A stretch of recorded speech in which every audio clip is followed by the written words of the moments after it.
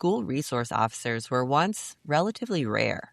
Today, especially here in Texas, they're a regular part of school life. After the tragedy in Uvalde, state lawmakers required an armed officer on every campus, and districts have spent billions expanding school police programs. But a recent investigation by the New York Times and the San Antonio Express News found more than 2,600 incidents where officers physically intervened with students, including handcuffing elementary school children, using pepper spray, and making arrests over situations that previous generations might remember being handled in the principal's office. Today, we're asking some tough questions. What exactly is a school resource officer supposed to be doing? Where's the line between keeping students safe and criminalizing normal childhood behavior? And are we asking police officers to solve problems that they were never trained to handle? When I read this story, what jumped out at me wasn't about schools keeping kids safe. Everybody wants that. What bothered me was how little guideline was put in place. When we start using police in schools the same way we use police on the streets, we've missed the message somewhere. They aren't supposed to be there for discipline. What happened to getting sent to the principal's office? Wasn't the goal to have officers there for safety? I don't think putting a 6-year-old in handcuffs should ever feel normal. Kids have meltdowns. Kids make bad decisions. That's part of growing up. I'm not anti-police, and I'm not saying schools shouldn't have security. But if we're going to put officers in schools, we need clear expectations about when they're involved, how force can be used, and who makes those decisions. Because there is a message when we start treating children like criminals instead of kids. Okay, here's my deal. I came away from this article with a different reaction. First, I think it's important to remember that headlines are designed to provoke strong emotions, and the New York Times knows exactly what it's doing here. But underneath the reporting is a real problem. We've created a role that's almost impossible to do well. Parents expect schools to help raise their kids. Schools accept police officers to deal with discipline issues. And police officers are trained to establish control and respond to threats, not navigate the emotional nuance of childhood development. It's like trying to drive nails into drywall with a sledgehammer. You're going to end up with holes in your walls. I want to be clear up front. I'm not pro-police and I'm not anti-police. I'm pro-good police and anti-bad police. And there are certainly plenty of examples of atrocious judgment on the part of some of the officers that we'll talk about today. But to me, the question isn't whether officers are good or bad. It's whether we've asked them to do a job they were never designed or trained to do in the first place. Welcome to Two Millennials and Mom. I'm Callie. I'm Cole. And I'm Mom. And Cole, I agree with you on that we're asking them to do a job that they're not trained for, that they're not supposed to be doing. I mean, I know your answer is, what are you supposed to do instead with a 6-year-old throwing a tantrum? But we've been dealing with 6-year-old tantrums for a long, long, long time. And without using handcuffs on them. I understand, but if the option is to physically restrain a 6-year-old to prevent them from committing violence against an adult, regardless of whether they're going to hurt the adult or not, it's unacceptable for them to be kicking anyone. So what do you do instead? That was kind of my question as well. We have a puppy that we're dealing with right now. And that's part of being a puppy. Do I want him biting me? Absolutely not. Do I have to address that in real time? Yes, definitely. Are there right and wrong ways to address that in real time? Absolutely.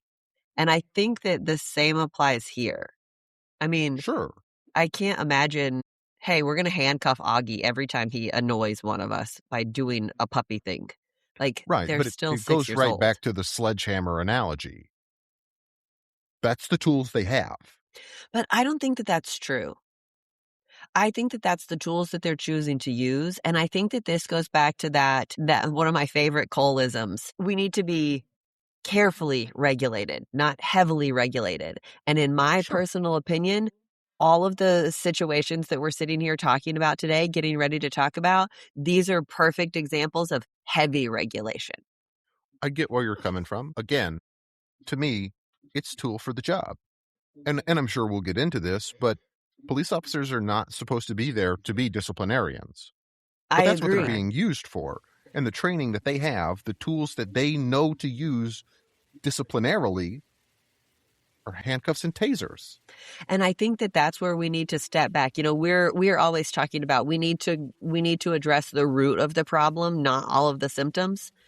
I think that that's what needs to happen in this case. We need to go back and start looking at the quote unquote legislation that has been put in place for all of these school resource officers to be input into schools and injected into schools, and stop saying, hey, teachers, you don't have any power. Sorry, guys, this isn't your job. You need to call the resource officer. You need to let them handle it for exactly that reason, Cole, because they do not have the professional training and mental wherewithal to be able to handle a 6-year-old with the delicacy that it requires, the way that a teacher would.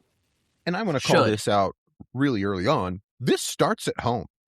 Oh, yeah. This starts with the parents. We had really great parents, and there are absolutely bright, shiny moments of us being assholes, too. Sure. How many times did you end up in handcuffs? How many times did you end up in the resource officer's office? How many times did you kick somebody? Because if you did, I didn't know about it because I would have taken care of that. Exactly. For the record, I have never been in handcuffs. My name is Callie. I am 38 years old. I have never been in handcuffs. That makes one of us. Mom? We know. Never been in handcuffs. Okay. Not even for I'm the fun. only one here. I've been in handcuffs, unfortunately, multiple times. None of them in school. Well, that's because good. Guess what? I lived at my parents' house, and I knew that if I got in trouble, there were repercussions at home. Yeah. Yeah, for sure. I mean, Cole, I don't disagree with you. And I think that's a bigger picture, that somewhere we've lost that. We've lost teaching right and wrong at home. We've hogtied our teachers. I mean, I definitely remember one of the first times that I did a student teaching was in a middle school, and this kid was mouthing off, and I walked over and put my hands on his shoulders, and he went and reported me immediately. And I got a little lecture on, we don't touch the students. And I'm like, okay. But, So how exactly. What are you allowed to do? How can you reprimand a child?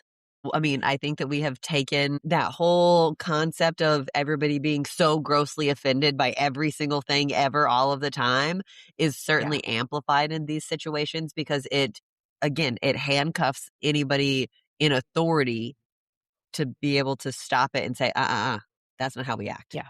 And here's the thing. You're grossly offended, and I'm not saying either of you specifically. You're grossly offended by a child being disciplined. I'm grossly offended by that child not being disciplined. Okay. I can even go there with you, but again, you have to choose the discipline in relation to what's going on, and handcuffing a 6-year-old just doesn't seem like it's there. There's a story in here also about a police officer pulling her gun on a teenager who got caught with a vape and ran. And when she cornered him, she literally pulled her gun on him and told him that she would effing shoot him. That's what police officers are trained to do. I don't care. Inappropriate. That's inappropriate. I don't disagree. Here's the deal. But again, sledgehammer. They're tasing students. There's a kid that's interviewed in this article who got tased because he was leaving school after getting in trouble. And we have laws against using tasers in juvenile detention centers. So what on earth would make that correct in a public school? Well, I think that that's the thing. I think that we have kind of, as a society, jumped to, this is the solution, this is the answer, this is all that we can do, this is what needs to be done.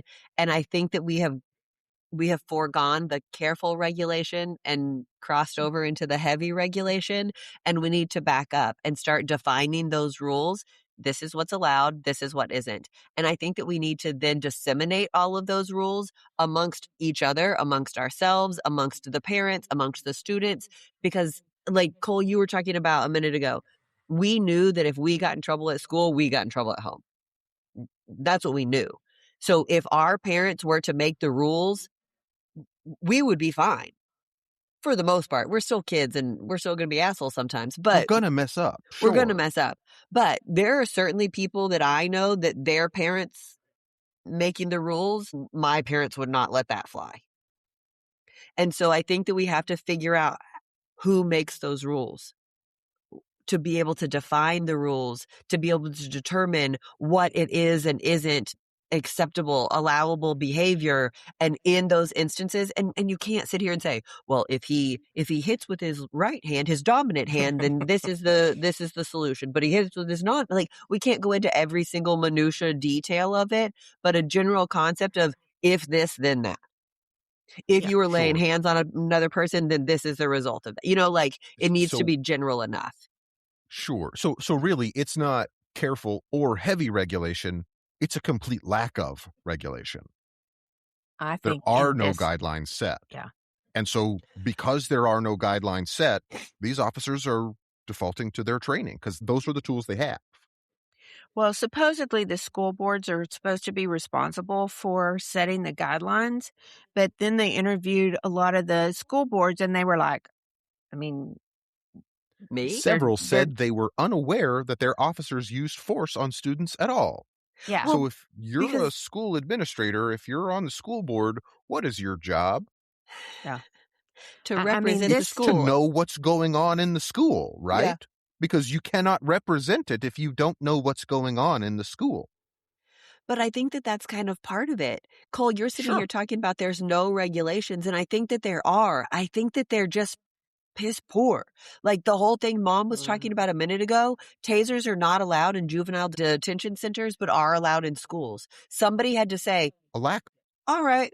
Yeah. But I think that there's more than that. There is things that we have learned, especially reading this article and going through this, that uses of force don't have to be recorded anywhere.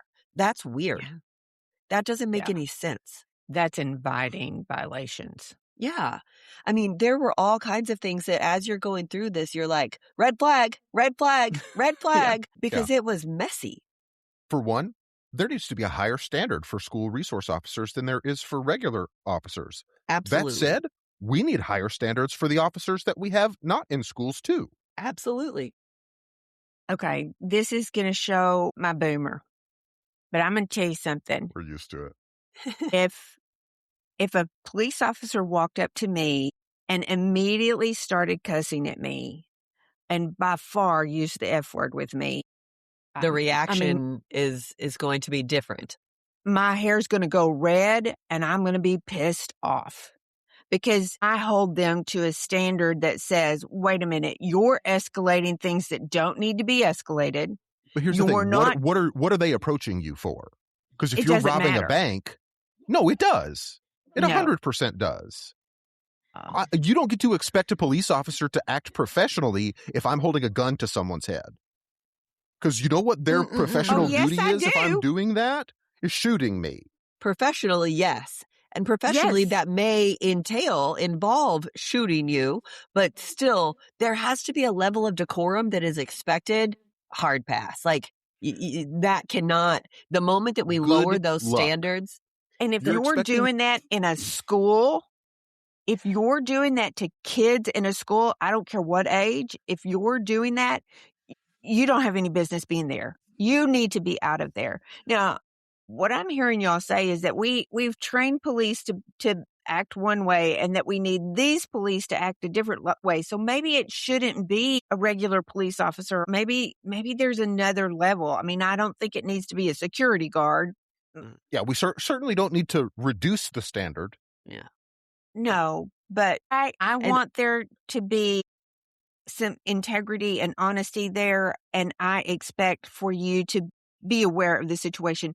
But I expect for you to be aware of that situation, whether you're on the street or whether you're in the school. And I'm just telling you, if I'm going to say this, if one of y'all had come home and said, yeah, the resource officer tased me today, your mama's going to be up at that school and there's going to be words going on. Bullshit. You're going to say, what did you do?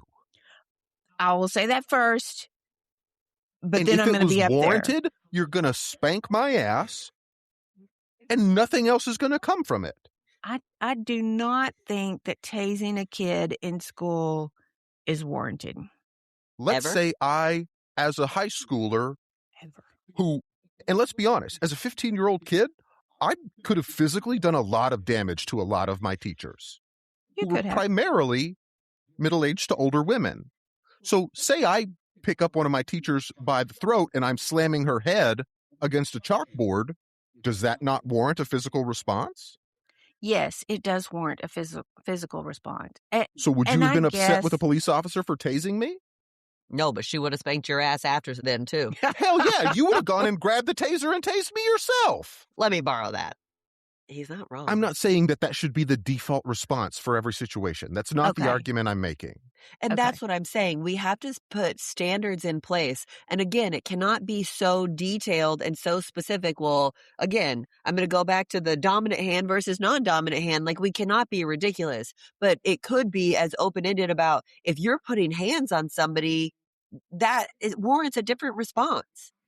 If you're putting somebody else actively, knowingly in danger, that warrants a different response. Okay. I'll go If you there are with providing a threat, that warrants a different response. If I you're sitting also here think- mouthing off as a teenager, cussing out your teacher, that warrants a different response too. But they're not all the same response that is warranted. Agreed. I agree Agreed. with you. Because here's the thing, to go to the extreme, if a kid takes a gun to school, if I have a kid at that school, I hope that police officer shoots him. That goes back to the principal that we were praising here a few weeks ago in Oklahoma, who tackled the kid with the gun. Got shot in the process, but tackled the kid. Like, that's a physical response. And we said, way to go, buddy. Awesome did. job. Yeah. And stand by that. And if he'd been a police officer, I would have stood behind that for him too. Because But- that's the thing. Some responses have physical reactions and responses Warrant. that are warranted. But a kid mouthing off or a kid kicking, a 6-year-old throwing a tantrum doesn't warrant this kind of hands-on, knocking heads kind of thing. So what Sure. what do you do to a 6-year-old who's kicking and hurting people? Even attempting to harm people. I mean, I guess I would think as a mother, I'm going to sit you down in a chair and you're going to stay there. What if he won't sit down? He's obviously will. doesn't have much regard for your kids would, because we understand there are consequences. This 6-year-old doesn't seem to understand that because he's kicking teachers and throwing a tantrum and it's not stopping. So you can say, Timmy, go sit in the corner all you want to. What do you do when he doesn't go sit in the corner?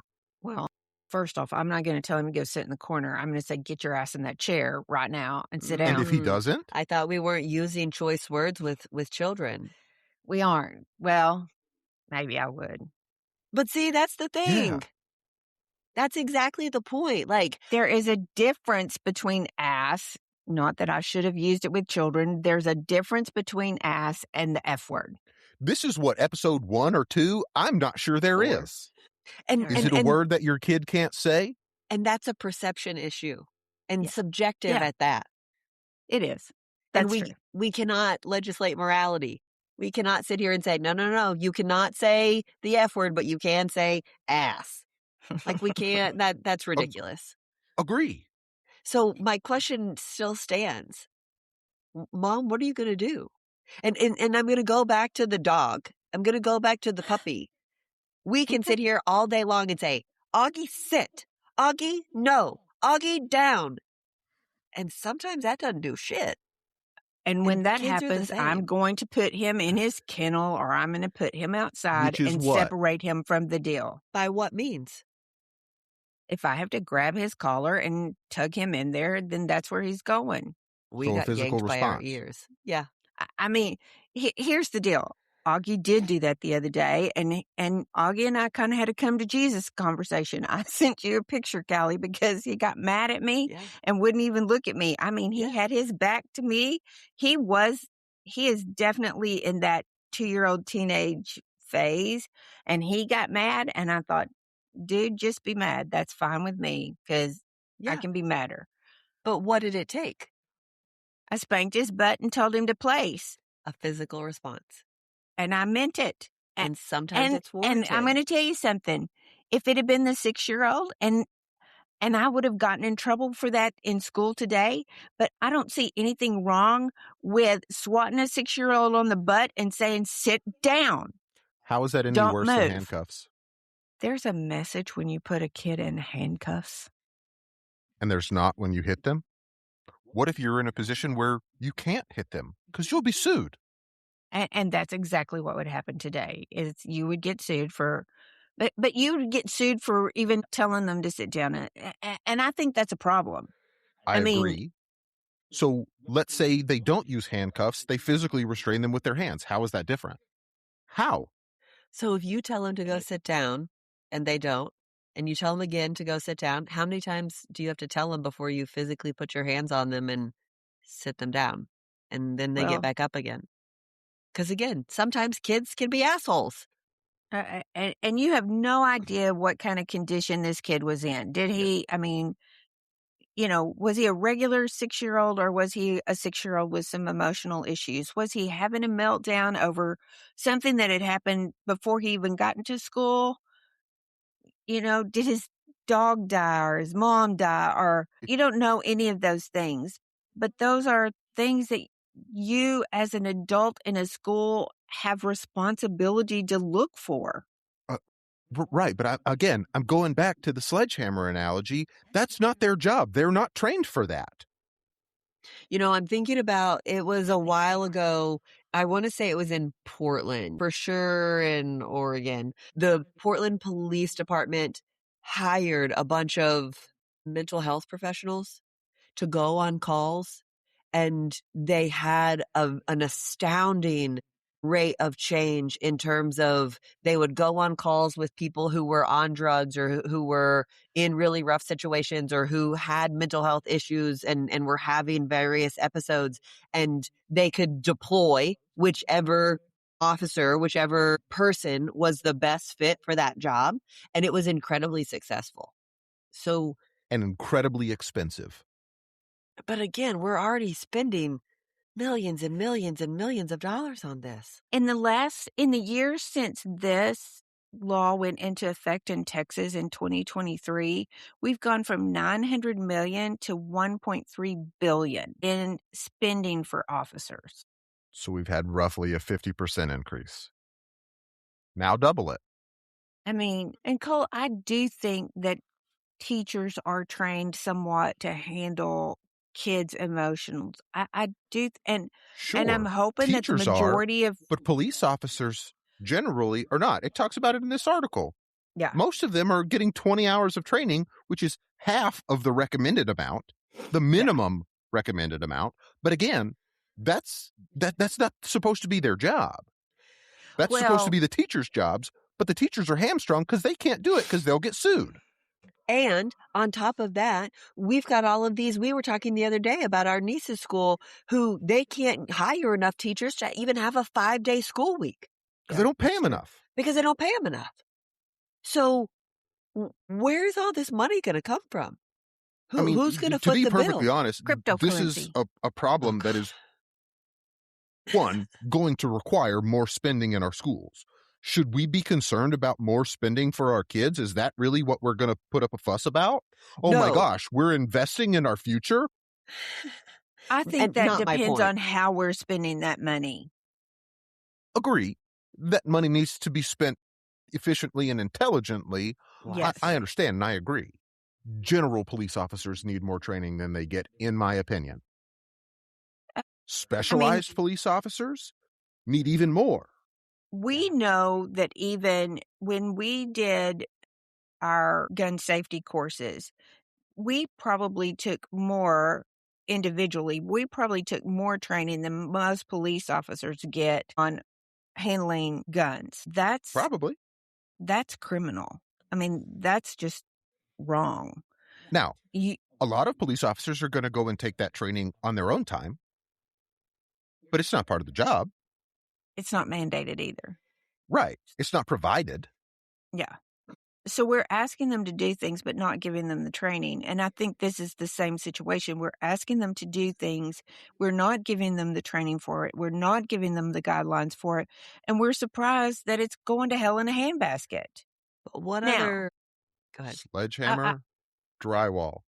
I just want to point out, this is not every single police officer in the school. We talked to a friend of ours in a local school district. Their officers are not allowed to do any kind of discipline. But they're not officers. They're security guards. They're marshals. Yes. Who are you going to pay more attention to? A police officer or a Paul Blart Mall cop? They're not even No. mall cops. That's That the is point. not what she said. That's what She you read to said- me. She said that they got a waiver because they couldn't afford Police a police officers. officer. So they don't have officers. They settled for Paul Blart Mall cop. That may not be what you think it said, but that's what it meant. Speaking from someone who went to schools growing up that did have resource officers and had Paul Blart Mall cops, they are not the same thing. No. You're talking about two completely different calibers. I didn't get that that's what they were doing. And two completely they're different doing. responses to those different levels of authority. Yeah, for sure. The air quotes there only apply to one of them. Just FYI. Mom, tell us about the honor student. Oh my gosh. So this honor student, just a couple of weeks before graduation, she's a senior? Yes, she was a senior, walked by a classroom that had a plastic bell hanging outside, and when she hit the bell, it fell. Now, the first thing that concerns me is that she was worried enough about getting in trouble over a plastic bell that she hid it in a planter and went on about her business because she didn't want to get in trouble. They then suspended her for 3 days for theft of a $13 plastic bell. Do we know what the purpose Zero of the bell tolerance. was? No, it was hanging outside of a classroom for some reason. So point of the bell doesn't really matter. I think to an extent it does. If this was a bell that was supposed to be used by somebody who needed help because they were handicapped, and this was an ADA kind of, I have no idea. If this was something that she wasn't supposed to touch or she was allowed to touch, I think are two very different things. So she gets in trouble. A young person who doesn't know that the best way to face your mistakes is to own them. She doesn't have that experience yet. So she tried to hide it. I get that. I relate. So she gets in trouble. She gets suspended from school, and she's thinking, okay, somebody's missed the story here. Let me go talk to one of the principals and get this cleared up. And instead, because she makes a text to her mom in the principal's office, the principal calls 2 police officers in who arrest her, take her down, put her in handcuffs, and tell her that she's going to jail for theft. Fairly violently, if I remember correctly. For a $13 plastic bell that nobody has thought was important enough to say what the bell was for. So, she's shocked in the first place that this is happening. She's super shocked that she gets in trouble again and additional suspension in the process of all of this, and then gets taken down by 2 police officers and gets taken to jail. Traumatized enough that she skipped graduation. Now, I have a really hard time. I mean, Cole, like you said, she's a 17 or 18-year-old kid who maybe hasn't learned how to face consequences. But this is such a tiny consequence. I mean, okay, so it should have been an insignificant infraction. Yeah. Exactly. That you're just sitting there going, what were y'all thinking? It did not help me that the principal is seen in the video sitting behind them on her phone eating potato chips while all of this is going on. So that's not really being the principal that I want my kids to have, who's paying attention and is advocating for this talented student. So I'm a little annoyed by that too. Agree. So there's problems all the way up and down the chain. All the way. Yeah, but I told Cole there were several times throughout this article. I, unlike Cole, am not anti-New York Times, but there were several times throughout this article I was reading it going, but you're not giving the full story here. You're not giving the full context here. But wait, hold on. You're missing I a feel lot of so information here. validated right now. Well, take it for what it Okay, but is, I'm going but to say it won't this. last. Part of that is because it's not required to be reported. But I We think talked to 12 of the people that we talked to said this. How many people did you talk to? I think that there's some But the fear-mongering. reason I is think that because there's they're some lies by omission in this. And as silly as it is, I think that something like this Bell story, I think that there are details that are pertinent to actually getting the full context of what was going on that are not shared. I think it's highly likely that that is the case. you do. You think that she's Yes. more guilty or that it warranted her being I treated the think way she there are was? I think there are parts of the story not being told that may very well be relevant to how the situation escalated. Do I think it's reasonable for the escalation to have escalated the way that it did with the information presented? No, but I don't think we have the whole story either. But I think about the Bell and switch it out with a fire alarm. You know you're not supposed to touch that. And if you go and pull the fire alarm, A, it's a federal crime. And B, everybody is taught this whole time, their whole time through school, don't pull a fire alarm unless there's a fire.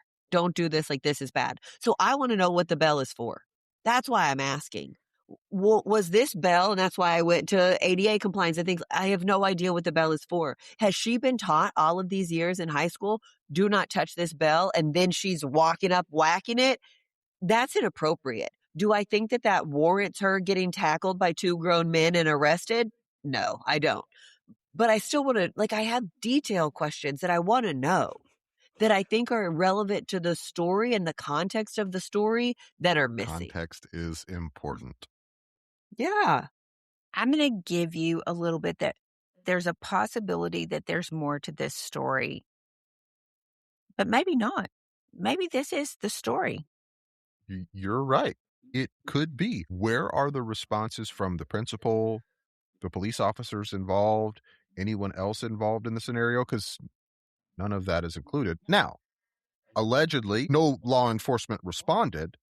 Which is weird, even to Yeah. freedom of information requests, which is a red flag, another red flag for me.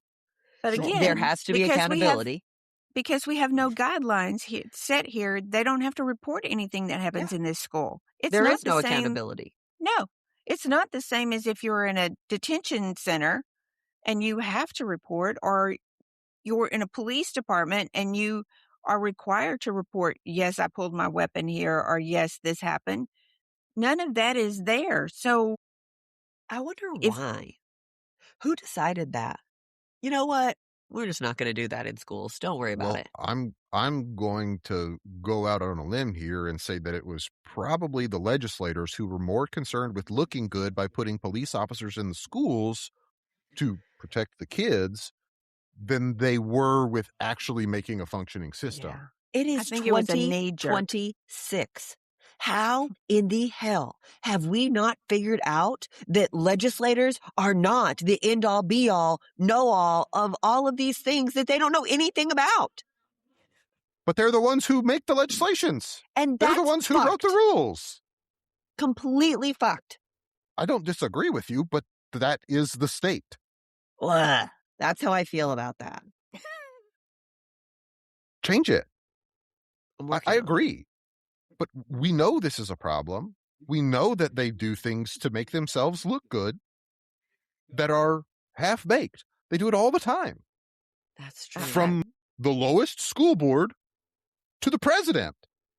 I agree. I agree completely. And I think that if we don't sit here and start making noise about these things and as simple formats as on this podcast, then we are culpable. We are complicit to all of these crimes that we are allowing them to get away with. But we can't do it by ourselves. And Oh, I Callie, agree. nobody else is paying attention. Why Which do you is why think we're these... talking about it. I I agree. think that's why the New York Times and the San Antonio Express did what they did and reported their article as they did. I also found it totally amazing that when I went back to search for this article, I found tons and tons of videos where news organizations had picked this article up, particularly in Texas, and were discussing it in Texas about, wait a minute, what has happened here? Are these officers just out of control? Or is there more to this? So, Well, it's certainly what this article makes it out to look like. But But again, that's starting the conversation, and I think that that counts for something. are you sure, out of control if you have no rules? Anarchy. is it easier to be? Yes. Are you automatically? No. How many good interactions do school resource officers have with kids in this time frame? Yeah. I think a How lot many of good ones. interactions did they had that weren't escalated? Because I Yeah. bet the number is a lot higher than the numbers we're given in this. We I wouldn't mean, think know. about it. Nothing's reported.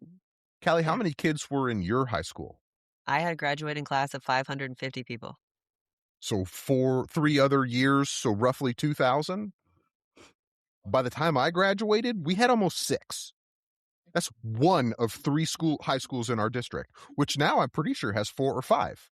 I think that the goal here is to say, okay, we need to step back here.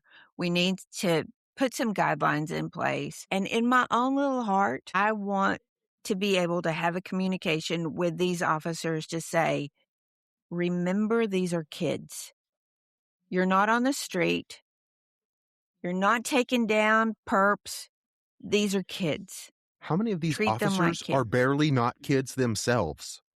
Well, Cole, We don't I have any think of that context. And some of them, Mom, I think that you've got to be careful with your words there, because I think that to some extent, some of these kids that they're taking down are. Some of them are perps, as you so eloquently put it. Some of them are doing shitty things. Some of them are dangerous. Some You of know them are what? committing crimes. They are literally criminals. Yeah. Not one Not all of of the them, people sure. that were Right. listed that they talked about in this article would I consider a criminal. Because that would make the article moot. Yeah, that's how fear mongering works. No, maybe that's because this article might be truthful and things might be out of control. Is a lie by omission still a lie? Yes. But also, as we well know and has been well documented in every facet of history, there are 3 sides to every story, yours, mine, and the truth. Yeah. I am not saying that this article is invalid. It's not that it's invalid. It's just that it's not the whole story. And is it worth being published and put out there? Absolutely. Is it worth being discussed? Absolutely. Should it be addressed and looked into deeper and further? Absolutely. But we cannot say this article is the end all be all. Everything else has to be dictated by this. Like, that would be just as 100 asinine. 100% agree with you on that. And again, But I if we take a also look, don't think that how you many can students just are in the state of Texas? We know there are almost 400 police departments. How many There's- students are there in the state of Texas? Oh, I don't have any idea. I know that And there how many are incidents are reported in this 11,000 article? officers, school police officers now, and that's more than a lot of states have combined. Texas Yes, public because schools. Texas is far and away larger than the vast majority of states, both by size and population. For the school You year missed the point. 24 to 25, enrolled in Texas public schools alone was 5.5 million students, just over 5.5 million students. And how many incidents are reported in this article? Again, they're not required to be reported. I understand. But how many examples do they give? 240 something I think is what they got. Okay, so a fraction of a percent? No. The reporters identified more than 2,600 uses of force incidents. Okay. So how many interactions did these police officers, these 11,000 police officers, have with students every day, much less across the course of a school year? Yeah. So the percentage of these interactions that are resulting in force, while unacceptable, is extremely minuscule when you take a look at the larger picture. Okay, but I'm going to call you on the same thing. That doesn't mean that's the number of incidents. That's just the ones that were reported for this article. I understand. But if you have a large number of people and a large number of interactions, things like this are going to happen. That I'm not saying that makes them acceptable, but it makes it impossible to not happen. So highlighting just the negative interactions blows that out of proportion. I think the part that intrigues me here is that I have a line. Don't tase my student. Don't cuss at my student. Don't handcuff my 6-year-old. And y'all see that in such a variance that you think that there Because it's might be situational. reasons. You can't just say there is a line. Because what happens when the kid brings a gun to school? Oh, you can't discipline him. You can't do anything. Just let him kill everybody. I go back to the scenario with the kid in the school in Oklahoma who walked in with a gun and the principal tackled him. If the principal had tased him, would that have been okay? If he'd made him drop the gun, if he'd saved lives. So there is a line where it's acceptable. Yeah. And what if the principal, I mean, we didn't hear any of it. There's no audio to any of those videos. But what if he said, hands up, motherfucker? Like, is that okay? The kid's already escalated everything to literally a life and death situation. You can't expect someone to not have an emotional response to an emotional situation. Again, are you capable of having an emotionless response to an emotional situation? No, I've seen you when bugs are involved. You can't read an article without crying. I don't even like either one of you. That's fair. I get it. I just think it's so interesting, though, that y'all have such shades of gray on this. And you hear me have such, because I didn't say, maybe I did. I don't want you cursing at my students. I don't want you handcuffing my 6-year-olds. I don't want you tasing them. Like, but sometimes that is the reality.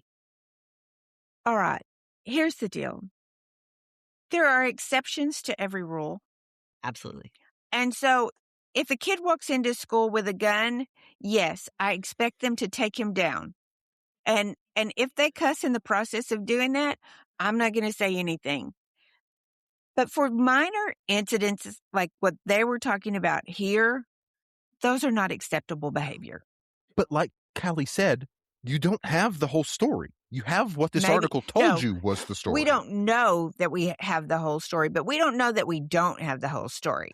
But again, you do know that you don't have the whole story because you haven't gotten a response from the police officers. You haven't gotten a response from the principal. You haven't gotten a response from anyone but the alleged victim. That doesn't mean you don't have the story. Yes, it does. Your side, my side, the truth. Hey, gosh, y'all are making me crazy. We're just spitting facts, Mom. I think that, Mom, I think that that's probably the biggest difference between our generation and your generation. And I think that this podcast has proven it time and time and time again. I think in many ways, baby boomers look at the world in a very black and white fashion. This is right. This is wrong. This is acceptable. This is not. This is okay. This is bad. Like, I think there's merit to that. That we grew up in the gray. We only lived in the gray. Let me lay down an example. Callie walks into the kitchen. You're in there cooking, and she has a black eye. And she says, Cole hit me. Do you have the full story? No, but I'm going to go get it. Where are you going to go get it for this? You got to go get it. You want me to call the honor student and ask her for the rest of it? Or do you want me to? No, you already have her story.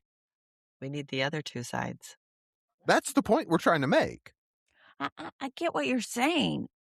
What I hear you say is you can't give credence to any of this. You don't trust any of this to be the story, to be the accurate story. The whole story. We don't trust it to be the whole story. But you don't know that it isn't either. Because I don't know that it is the whole story. So I'm not going to move forward based on it being the whole story when I don't have the whole story. I think that you go and ask almost anybody sitting in any jail or prison in the United States, they're not guilty. They didn't do what they're in there for. Does that make every single one of them actually innocent? No, and it doesn't make these kids innocent either. Even I came up and said, you don't know where the 6-year-old was, but I still don't think handcuffing a 6-year-old is appropriate. And you Did can he have a help with gun? that. But there could be a line where it is, though, right? Did he have a gun? Then you can do that. That I one mean, that shot 7-year-old. his teacher? The Yes. 6-year-old who shot his teacher? Yes. So he could have been Handcuffing. handcuffed? So you He could can have been handcuffed. handcuff a 6-year-old. So that's the thing. That's what I keep saying and what I keep going back to. We have to be carefully regulating these things, not heavily regulating these things. If he has a gun, you can handcuff him. If she has a gun, can you handcuff her? Does it change based on gender? Does it change based on skin color? Like that's where you have to go into the careful regulation of it all and say, hey, if this, then that. And those have to be wide and broad sweeping to be even kind of implementatable. What's the word there? Implementable. Implementable. I like Here's the implementatable thing. personally. Thanks, Cole. Here's the thing. There should be some common sense to this. Mom, it's 2026 in America. We have an orange clown in the White House. Common sense is out the window. She has a point. A dying art. It's not so common. Yeah. Again, if common sense existed, if people were raising their kids even close to the way that you did, do you think that this would be as significant of an issue? You don't think kids would be acting out this way? Again, I understand. Kids would be acting out. I do think Of kids course, would be kids acting would out be because they acting have out. been for years. Did I ever kick or harm or attempt to harm any of my teachers ever? I got in trouble one time for calling one of them a bitch, even though I didn't. Mom just about jumped down somebody's throat on that one. Your mama did jump down somebody's throat on that one. I was mad at that principal. And that's fair because they need to be held accountable too. But we also need to teach the kids that there are consequences and they need to be held accountable. He didn't ask you any questions. He didn't ask for anybody around you any questions. He took the teacher's word, who she even herself said, well, I think it was her, but I'm not sure. But you got in trouble for it. Because there's 3 sides to every story. It all had to be chased down. And I'm so thankful that you took the time to go chase down all the different sides so that we could figure out what actually happened or what didn't happen in this case. Here's the deal, Cal. That wasn't my job. You're right. I did it by default. That was that principal's job. You're right. He should have had a conversation with you. He should have had a conversation with that teacher. And then if those didn't match up, he should have gone and said, okay, who else saw this? Who else can I talk to? And where can this come from? Totally 100% agree. Are you perfect? No. Do you do everything right the first time? Always. Bullshit. I call bullshit. Do you think they pay him enough to care that much? Regardless of whether he should or shouldn't do it. It is not Is all the about incentive the there money. for him to do it? It is not. Yes, Mama, it is. No. Every interaction that humans have with each other is incentive based. Greed is the root of all evil. And it doesn't have to be monetary. No. I protect you and Callie because I love you. And I want you to be around. That's greed on my part. Then I guess I wanted him to be greedy enough about his students that he was willing to fight for his students. But there's no incentive to drive that. But Mom, that's totally fair for you to want. But wanting it and it being reality are not the same thing. Holy and that's shit, where I feel so validated. These are the episodes we've ever had. I do not feel validated. Welcome to my life. I feel ganged up on. I just think that that's how accountability works, right? We are all humans. We all screw up. And that is how somebody that you trust, you have to come in and say, Kelly, you screwed up here. Mr. Principal, hold on. Ask more questions, sir. Like, there are so many opportunities here that we have to sit here and consider the gray. And that is all of our responsibility as productive members of this society to hold each other accountable and do. We have to, because we are not perfect, because we are human, because we do screw up, because we do get distracted sometimes, because we're paying attention over here. One of the problems is is the incentives for not only holding ourselves accountable, but for holding each other accountable are so Lackluster. misprioritized and not recognized that people don't do it. Isn't that the story here? I think that has a lot to do with it, yes. Holding these officers accountable for their But it's not behavior just- within a school? It's also the kids. The kids also have to be held accountable. I don't disagree with you. I just feel like the way that this has been portrayed, it had nothing to do with the kids' accountability. To me, Mom, and I know this is extreme, but it's like blaming the gun for killing someone. I understand that that's not a completely fair analogy, but you're blaming the tool. Now, these are tools that should be intelligent and do have some accountability. I'm not trying to dispute that. But right now they suck and they need some work. From Agreed. all And facets. we're all in agreement on that part. Yeah. And I think that that's, for me, what this conversation boils down to. The rules and regulations and legislation that is in place right now is not good enough. It is too strict and not strict enough, and too stringent on and not stringent enough on various things. There is no common sense. There is no reality. There is theory versus reality. Very It's little a convoluted accountability. mess. Yes. And they need to be written with common sense, with reason, and with accountability, all taken into consideration. And that is what we need to be advocating for. Not And mom those is police right and officers Cole is need to wrong or not vice be the only versa. people we're holding accountable. Agreed. Because again, this is not the job that they are designed to do. I agree with you. They're a symptom. 100%.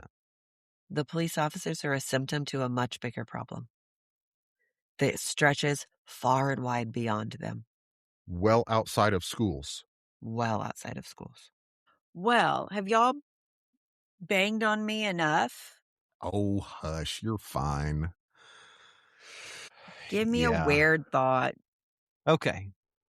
This one is rather schoolyard arithmetic, if I do say so myself. So recently, last week, still last week as of the time of this episode airing, Elon Musk is officially, theoretically, a trillionaire. And our weird thought today is, how do you conceptualize a trillion? It's a million millions, which I think we've talked about before on this podcast, but we have some other examples of how to try, and because it's a number that's so big that like it's hard to even think about. So if we break it down in a few different ways, a million seconds is 11 and a half days. A million with an seconds, a billion with a B seconds is 31.7 years. A trillion seconds is 31,700 years. That, again, it's almost not fathomable. Yeah. Yeah. So we've got some more here. $1 trillion bills stacked on top of each other would reach 68,000 miles high. If I'm not mistaken, that's about halfway to the moon. 2.69 times around the Earth. Yeah, almost 3 of the Earth's circumference. If you were to spend $1 million every hour of every day, it would take more than a century to spend $1 trillion.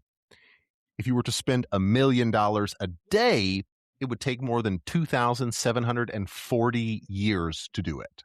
$1 trillion is 5 million times larger than the median American household income. 5 million times larger.